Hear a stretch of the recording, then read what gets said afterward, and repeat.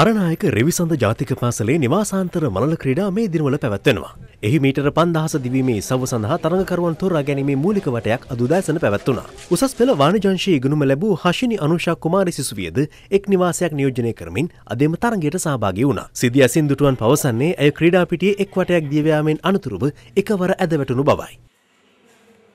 ගුරු මහත්මියන් දෙපළක් ඇයව ත්‍රිවිල් එක දාගෙන මාවනල් රෝහලට ගෙනවිල්ලා තිබෙනවා. ඒ වෙනකොටත් ඇය ජීවිතුන් අතරින් නැති වෙලා තිබෙනවා. තාම දක්ෂ ඒ වගේම විනීත දිනියක්. පාසල් ක්‍රීඩා අතරවාරයේ සිසුන් මිය යාමේ සිද්ධීන් කිහිපයක් මීට පෙරද වාර්තා වුණා. හලාවත ආනන්ද ජාතික පාසලේ ඉකුත් ජනවාරි මාස පැවති නිවාසාන්තර මැරතන් තරඟයේදී 12 ශ්‍රේණියේ ඉගෙනුම ලැබූ සිසුවියක් ජීවිතක්ෂයට පත් වුණා. අනතුරුව ඉකුත් 19 වෙනිදා මෙවැනිම සිද්ධියක් වාර්තා වුණේ මොරටුමුල්ල විල්ලෝරාවත්ත ඥානේශ්වර බෞද්ධ විද්‍යාලයෙන්. එම විද්‍යාලයේ 8 ශ්‍රේණියේ ඉගෙනුම ලැබූ සිසුවියක් පාසලේ ක්‍රීඩා පිටියේ එල්ලේ පුහුණුවීමක් අතරතුරදී මිය ගියා. ක්‍රීඩා තරඟවලට සිසුන් සහභාගී කරවා ගැනීමේදී ඔවුන්ගේ සෞඛ්‍ය තත්ත්වය ගැන සොයා බැලීමක් කළ යුතු බව ජාතික ක්‍රීඩා වෛද්‍ය ඒකකයේ පවසනවා. ඕනම ක්‍රීඩාවක් ඕනම වයසකදී පටන් ගන්න ඉස්සර පාසල් මට්ටමේ ඉල්ල MBBS වෛද්‍යවරයෙක් ගාවට ගිහිල්ලා මෙහෙම ක්‍රීඩාවක් කරන්න සුදුසුයි කියන සහතිකයක් ගන්න.